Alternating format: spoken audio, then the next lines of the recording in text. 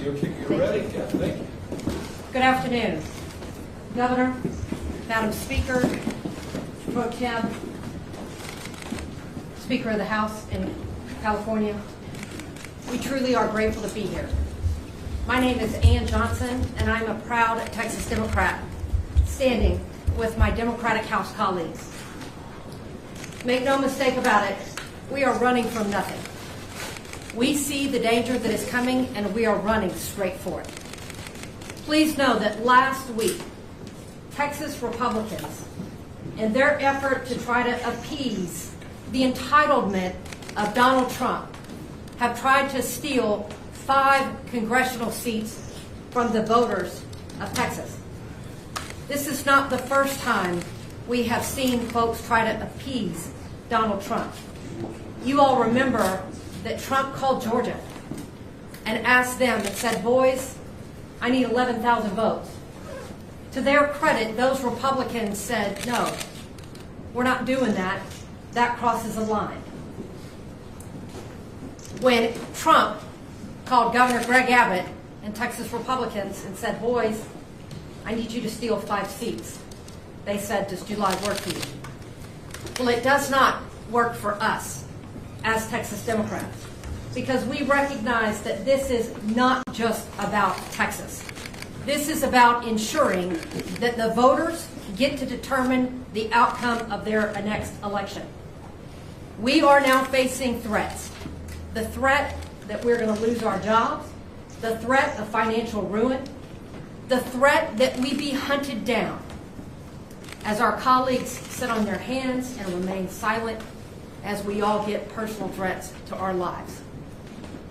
When people show you that they are more concerned with keeping the job than doing the job, you know that they are not worthy of public service. We as Democrats are standing up to ensure that the voices of every voter is lifted up in this next election cycle, and that the next election is not stolen from them. Please know that we do not take lightly where we are with today's climate and the threat that the FBI come to get us. We proudly stand with Californians in this moment that when faced with Texas's steel, they have met it head on with courage and with a sense of urgency to protect the entire nation. We are running from nothing. We are running to the front lines. We are running to the front lines to stand with other Democrats across the state of Texas, across the state of California, across this nation, to ensure that each and every individual has the opportunity to pick, to decide that government is for the people, by the people, and not the politicians selecting them. And so we are here because we do know that courage is contagious. And we are here to give hope to others to stand up and be courageous in this moment. I am so grateful to introduce Assemblymember Isaac Bryan as part of the California group that is here to stand with Texas Democrats.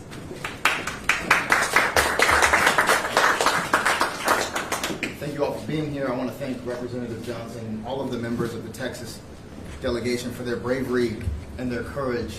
They are the example of what it means to be the best of America, the best of Texas. And we have your back here in California. I want to thank Governor Gavin Newsom for stepping into this moment with so much courage and so much strength. It takes a certain type of fortitude to stand up and say very plainly that we have had enough. We've had enough. I want to thank Speaker Robert Rivas for guiding the State Assembly through this moment and many other challenges this year with so much dignity, so much compassion, and so much of the care that is missing out of D.C. And of course, the same is true for Senator Mike McGuire, our pro tem in the Senate. Here in California, we recognize our responsibility to the 1 in 8 Americans who call California home, but we also recognize our responsibility to the country. That is why we pay over $80 billion in federal taxes that we don't get back. It's why we export food to every corner of this nation. It's why we export culture and storytelling. It's why we host students from around the country at the #1 public university in the world, UCLA.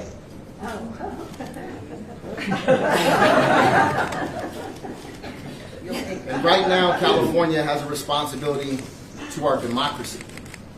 What is happening in Texas, what is being pushed out by the Trump administration beyond Texas, is something we thought we would never see, where people's lives, their representation, their participation is willingly stifled, violently stifled, in plans that did not include public opinion, that did not include public participation, and had a pure political goal. And that goal was to consolidate power for this authoritarian in the White House. California cannot sit back and just let that happen. We have a responsibility to step up. And we're going to step up. And that doesn't mean we are abandoning our values. While I chaired the Elections Committee, we proposed independent redistricting commissions for every level of California government, and it was opposed by every single Republican. We updated the Fair Max Act. It was opposed by every single Republican. We are not doing away with the independent commission that we establish every single decade, but we are meeting this moment, because this is not a turn the other cheek moment while they continue to send blow after blow to the foundations of democracy. Where I'm from in Los Angeles, when they go low, we squabble up. I had the great pleasure of seeing John Lewis several times before he passed away. And he always said the same thing in every single room I was in with him. He said, if you see something that is not right, that is not fair, that is not just, you have a moral responsibility to do something about it. And that is what has brought us here today. And I have the great privilege of introducing the chair of the Senate Elections Committee, my colleague and my friend, Sabrina Sabat.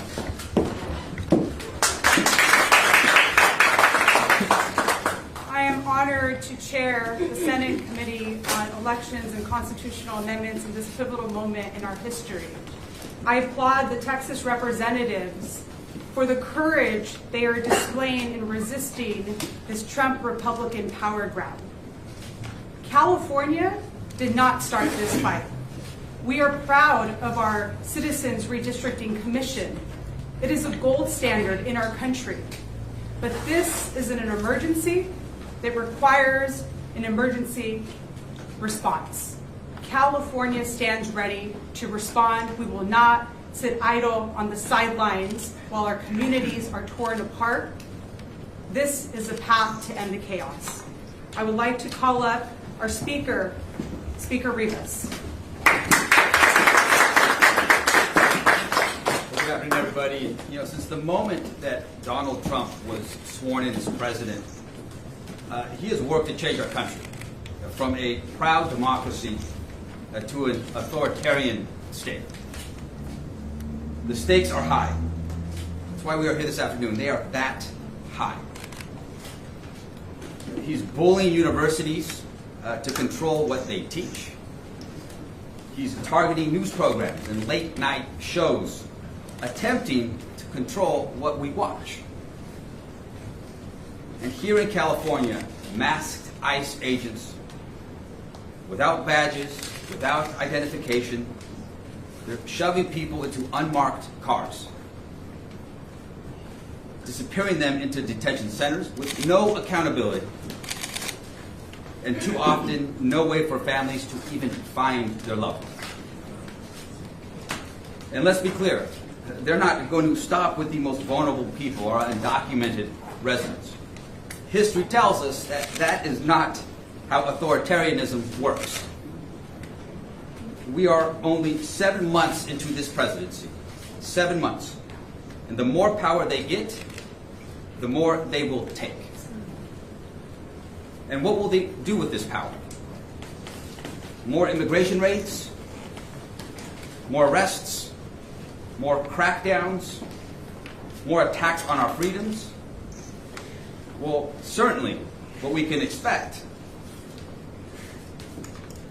are more negative consequences for every single American. Because of Trump's policies, millions of Californians will lose their health care. And so we have to stand up now. We have a responsibility here in California to stand up and defend our democracy.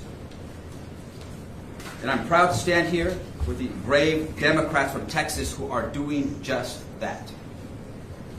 Texas Republicans acting on direct orders from Donald Trump, are redrawing congressional lines so that there is no way to dislodge them from power of Congress, no way to hold them accountable, no way to prevent them from doing whatever they want. Well, as Californians, we're here to say absolutely not. If they're trying to destroy our democracy, you're going to have to come through California. You have to come through California, where we are nearly 40 million strong in this state. We are the fourth largest economy in the world.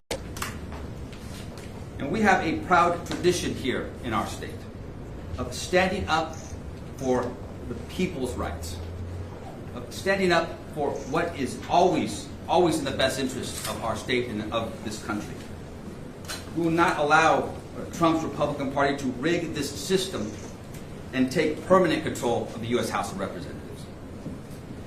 We are prepared, and we will fight fire with fire. And we will do whatever it takes to defend our democracy. California will do whatever it takes to protect the voices, to protect the votes, and to protect the rights of every single American. And now I'd like to introduce and welcome my partner in the State Senate, Pro Tem Mike McGuire.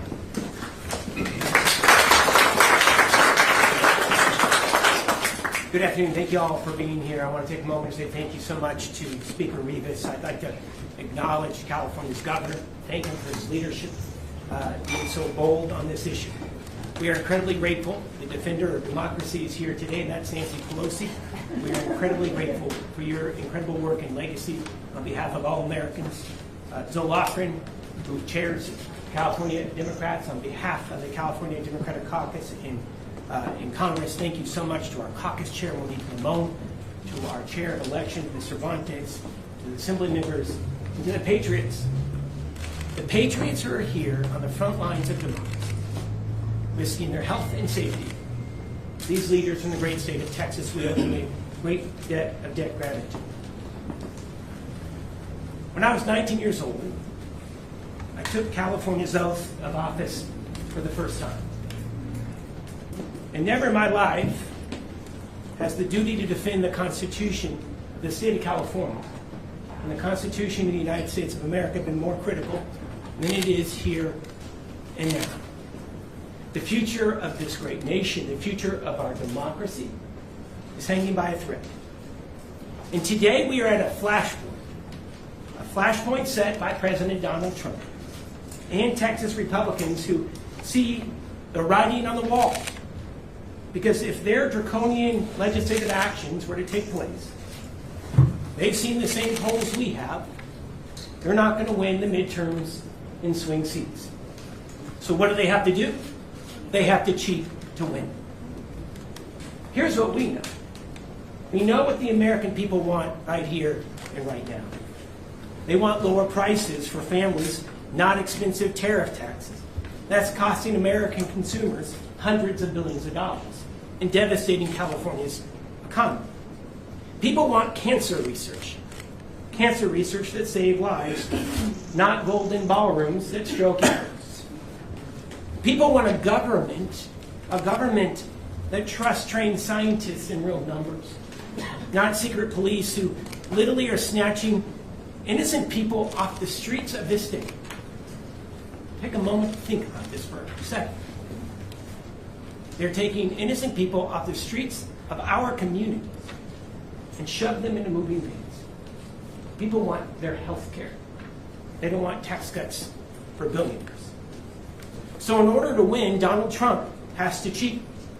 And they've come up with this cynical ploy in Texas to be able to redraw congressional maps to silence working voters, to silence Latino and black voters, and to prop up an authoritarian presidency that is rotten to its core. All of us here, we've taken that same oath of office, and I don't mean to get emotional about it, but it's incredibly personal to each and every one of us. And that's why if Texas moves forward with this action, California has to be prepared to respond. It is our sacred responsibility to California to our country, and we know that there is no bottom to Trump's dystopian plan. I'm firm in my belief that if the legislature puts a redistricting initiative on the ballot, I believe the people of the Golden State will do the right thing. I trust the voters of California more than I would ever trust Trump and his lackeys in Texas. You know, I've heard it mentioned before. 2 wrongs don't make a right. The response that we have to be prepared for is not a wrong. It's not a wrong to stand up for the Constitution of this state and for the Constitution of the United States of America in the face of those who destroy it for their own personal power and profit. It's not wrong to stand up to the billions in cuts that the president is proposing to health care here in California, to education, to our university system. Letting people vote is the right way to go about it. So is national redistricting. It leads to independent maps all across the country, and it's wonderful to see the Republican congressional members in the state starting to see the light that Democrats have had for decades. I want to end it right here with this.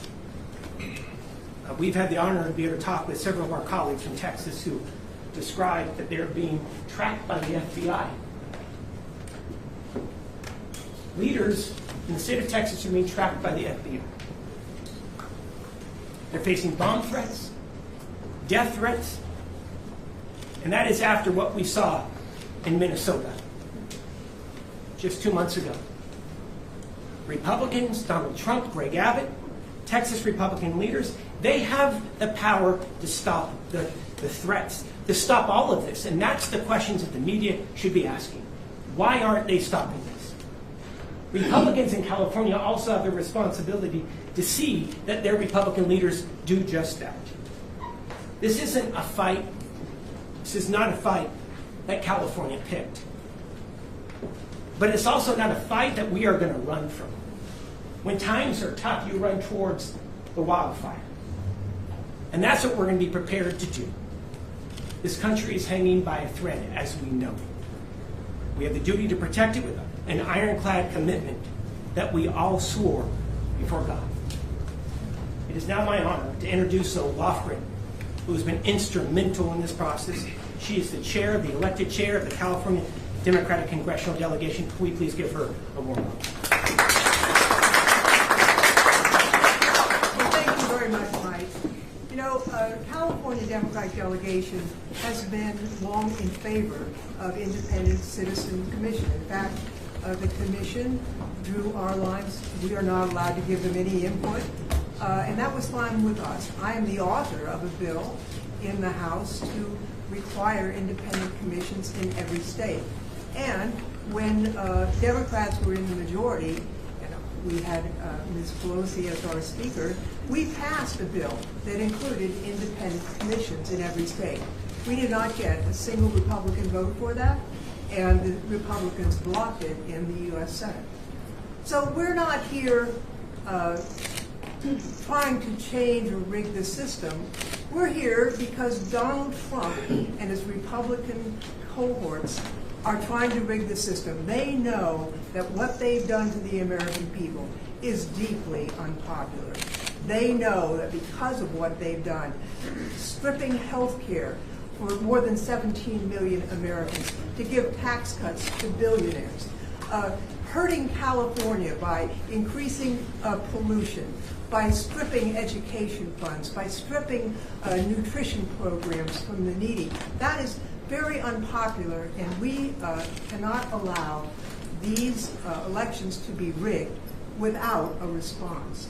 Now, the Democrats in California are happy with all our districts just as they are, but when we saw that Texas was going to create the most segregated map in Texas since the 60s, to eliminate all of the minority districts that they could, so that they could create 5 Republican districts, we said, could we create a map that eliminated 5 Republican districts, but that was true to the Voting Rights Act? And we found that we could. And so as we went through the details of the possibilities, I'm happy to report that every single member of the California delegation is willing to support a plan to do that.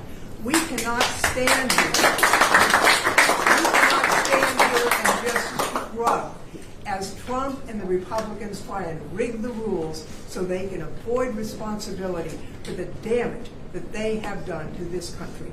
We need a break on them, and we can get it in the midterm elections. I'll tell you, when we were in the majority, we didn't strip health care from Americans. We provided health care with the Affordable Care Act. And the mastermind of that is someone I'd like to introduce next, the most effective speaker in the history of the United States, Nancy Pelosi. Thank you very much, Zoe. I think it's very clear from listening to our presenters so far that the Republicans are acting because they have bankruptcy of ideas. They have no winning ideas to present to the American people, and they cannot defend their actions legitimately. So they're trying to do it and rig it illegitimately. I want to thank our governor for his leadership, his persistence in protecting and defending our Constitution and our democracy. Thank you, Governor Newsom. It's an honor to be here with the Speaker of the Assembly and the President Pro Tem of the Senate, of our legislature, and hear their clear message about what this means to California, but more importantly, to our country. And I join them in welcoming the courageous members of the Texas delegation who are here. We thank you, not only for your courage, but for your patriotism. For your patriotism. I've said to you before, at the beginning of our country, Thomas Paine said, the times have found us. Times found them to form a new country, write a constitution, and the rest, thank God, they made it amendable. And now the times found Lincoln, then found Lincoln to save that country, the unity of that country. And now the times have found all of us, and especially our Texas delegation, to save our Constitution. I'm from Maryland originally, and I'm very proud that the national anthem was written there.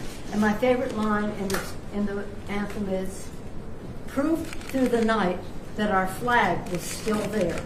We have a responsibility to prove through the night of this Trump administration, the darkness of it all, that our flag is still there with liberty and justice for all. And that is what I'm so proud of, the leadership of all of our California delegation in Congress, but also our state legislature as well.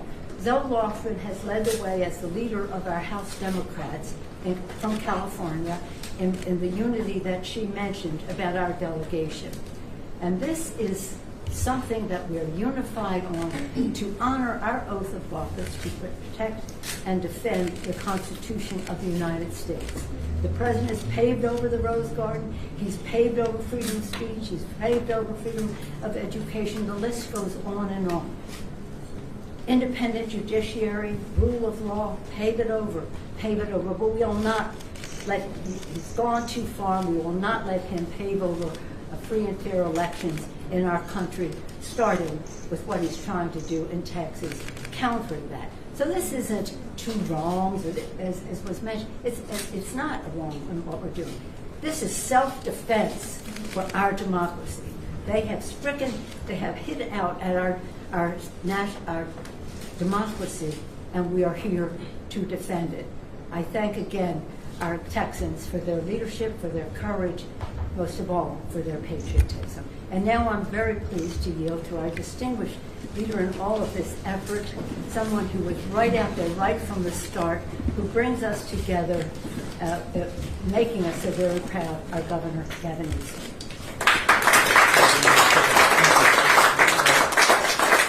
Well, let me thank everybody for taking the time to be here, and let me welcome all of you to Governor Ronald Reagan's home.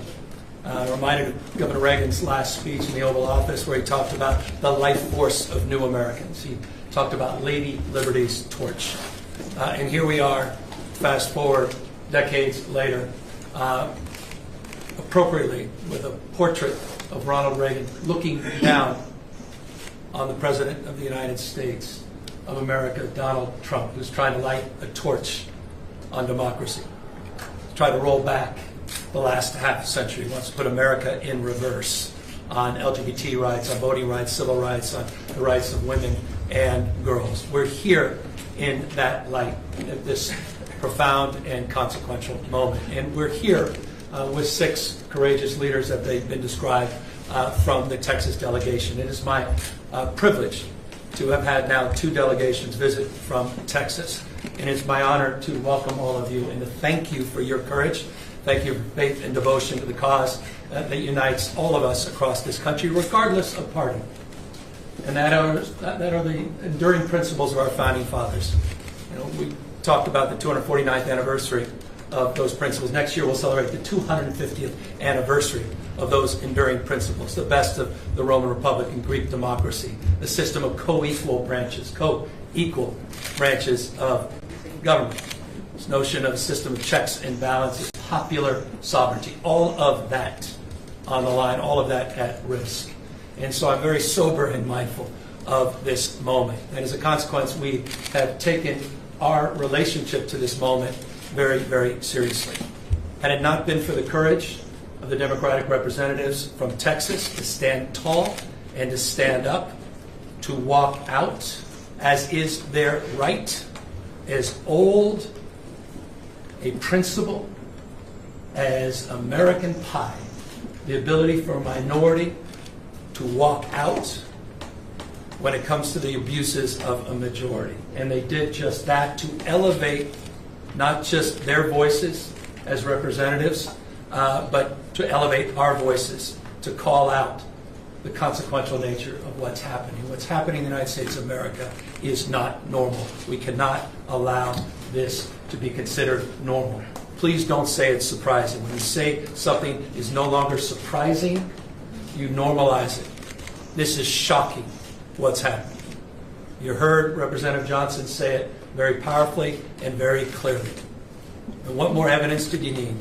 You saw this take shape after Donald Trump tried to wreck the democracy after January 6th, where he dialed for 12,000 votes in Georgia.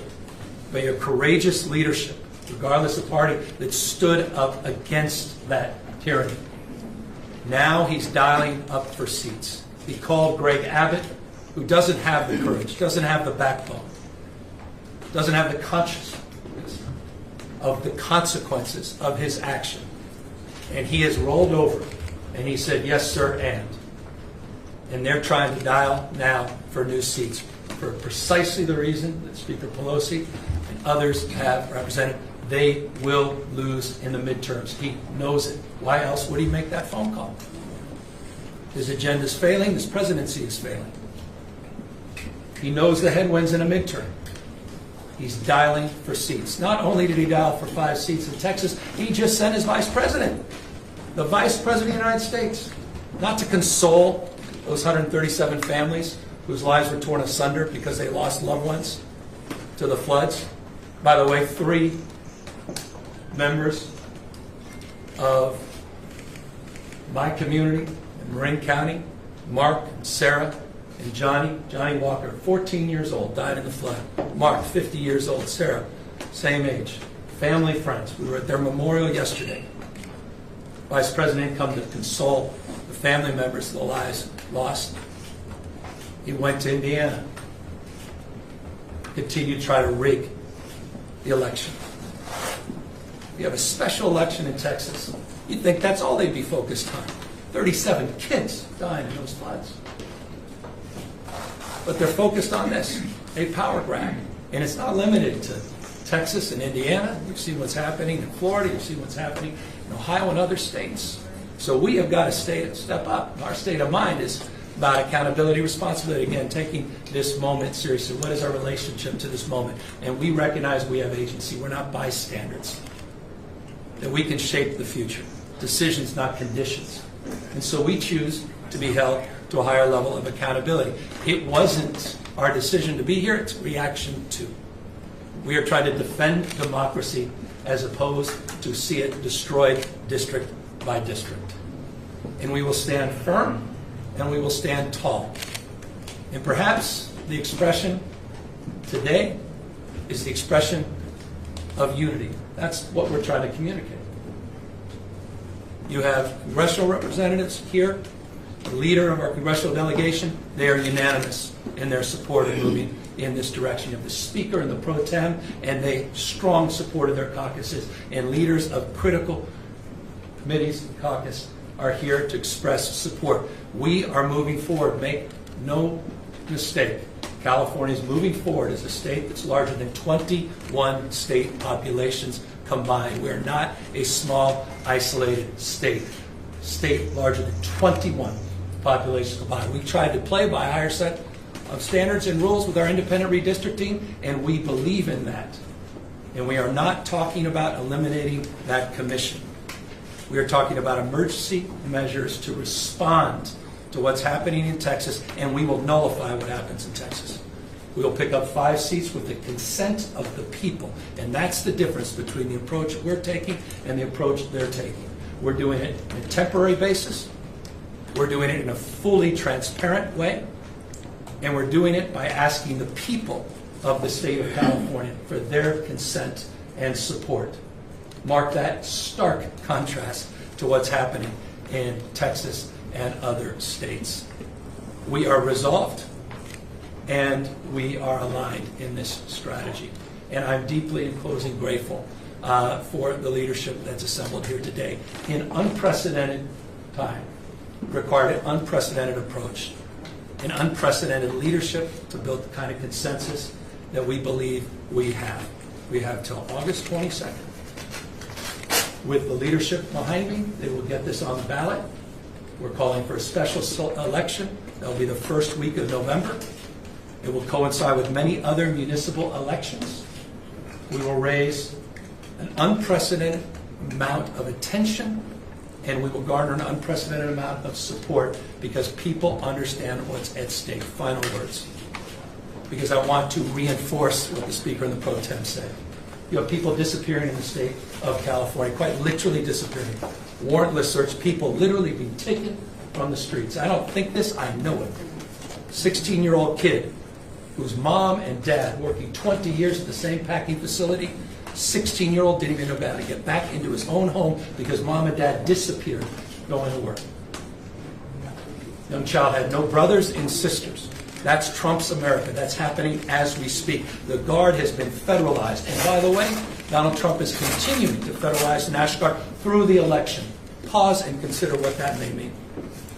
There is nothing normal about this. Nothing normal about this. Conditioning aid, let me make this clear in front of the Texas delegation. I am proud, and thank you to Isaac Bryan, $83.1 billion more we provided the federal government in federal taxes than we received. Texas, for whatever reason, for its success and how Texas does punch above its weight, received $71.1 billion more from the federal government they received. But I'll tell you what, as a taxpayer, as governor of California, I am proud to stand tall to help them recover from these floods. No conditions, no politics. We're all in this. I was proud to send search and rescue teams to support the recovery of those floods. That's my responsibility. That's what it's like to be a member of a community. We're all in this together. The idea that we're even conditioning aid and allowing that conversation to persist, that's what's at stake with this conversation. It's not about lines, it's about drawing a line, and it's all about elevating a deeper consciousness of the line that Donald Trump continues to cross. It's not about him playing by a different set of rules. There are no rules for Donald Trump. This is a serious moment in American history. And so we are here to meet this moment head on. And we look forward to a successful campaign, and we look forward to continue to do what we can to have the backs of these courageous leaders who are back here in the state of California, sharing their voice as we share their action and passion and peril that this democracy may not live. With that, we're here to answer any questions. You do not want UCLA to settle with the Trump administration. Are you taking any actions to fight this? Yeah, we'll see. I mean, this is a separate topic, but it's not necessarily disconnected from this topic. Donald Trump today is trying to silence academic freedom. He's attacking one of the most important public institutions in the United States of America, one of the finest institutions of higher learning in the world, one of the great research institutions in this country, one of the reasons California is the 10th pole of the U.S. economy, one of the reasons we have more scientists, engineers, more Nobel laureates than any other state in this nation. He has threatened us through extortion with $1 billion fine unless we do his bidding. So as long as I'm governor, I will stand tall and push back against it, and I believe every member of California legislature feels the same way. We will not be complicit in this kind of attack on academic freedom, on this extraordinary public institution. We are not like some of those other institutions that have followed a different path. Governor, given the timeline that you've mentioned on the special election, it sounds like the California legislature will have 5 days to basically set the election. When will the maps be released to give the public ample time to at least review them? Well, that's a question for all of our folks here, but bottom line, it's going to be in their ballot box. It's going to be on their ballot. So it's about as transparent as it gets. I have not been privy to the map. I'm mapping out a strategy to make this successful. I have not looked at any maps. I told you that yesterday, told you that last week, and that continues to be the case today. As it relates to that map and that process that's going through, by the way, it's very transparent because these are familiar maps. The independent redistricting has taken over 10,000 hours of testimony and public comment over the years, and they've bandied about many of these maps that have been seen before. So it's a very familiar process. It's not a very complicated process. It may appear to be, but it's not. But the process we want to make very transparent, and that's the idea of putting the maps on the ballot. And that was something for me was a red line, and it's something that I think is foundational in terms of this effort. So does it not matter what people think, though, in the 5 days that the legislature has the time? I mean, this is for really legislative leaders. Is 5 days an adequate enough time for the public to review what you will present to them on the ballot? So I can tell you this, Ashley, that maps we anticipate will be available next week. Our work began with the work that was already done, as the governor just mentioned, by our independent redistricting commission. Once these maps are released, voters will have the opportunity to digest these maps, review them for weeks and months leading to this election. There is another state with a more transparent process where voters will get the ultimate say in these new maps. Please let me know what it is, or if there's a state doing it, because we are going above and beyond to ensure that, one, we are protecting the Voting Rights Act, and that we are sending the voices of our most vulnerable to Washington, D.C. But when it comes to the maps, we anticipate these maps to be available next week. Governor, Go ahead. I have a question. How can you guarantee to Californians this will be a one-time exception of the independent redistricting commission? If you're in a gerrymandering arms race, what makes you confident this is the only time you'll ask them to Well, I'd set say we want to do it for the 26, 28, 30 ballots, just for congressional representatives alone. We want to provide that opportunity to the voters. They'll make that decision, and they'll decide that direction. We want to maintain the framework of the Independent Redistricting Commission, which I've long supported. We believe, as Bill Lofgren believes, as the author of the legislation that only Democrats signed. I'll repeat that because it needs to be repeated. The Democratic Party is on record supporting national independent redistricting. The Democratic Party is on record. The Republican Party is nowhere to be found on that. But we're not going to unilaterally disarm in the state of California. We tried to lead by example with the Independent Redistricting Commission. And we are looking at temporary measures. And that is my intent, and that is the direction that ultimately will be made by the public. I have a question for the Texas reps. What's your reaction to your Attorney General suing you guys today for leaving the state? I mean, it just follows a long line of threats, right? I mean, we can tell they're desperate. I mean, they are throwing everything at us that they can. The loss of leadership, financial ruin, the threats that they are putting out into the group. And then, of course, my colleague here, they have filed litigation to try to vacate seats. They are trying to overturn the will of the electorate before a time that's set because they are afraid of voters. Not only do they want to take out 5 congressional seats and steal them, they now want to take out the representatives that are actually standing up against them attempting to rig the next election cycle. Duly elected representatives out of Texas that have elected us to be here today with a great quorum per our Constitution because we know that the majority has gone off the rails. I'm State Representative Gina Hinojosa, and I'm one of the legislators in Texas. who is facing a threat by our Attorney General to be removed.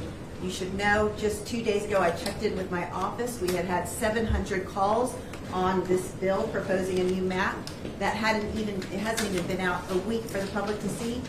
4 were opposed.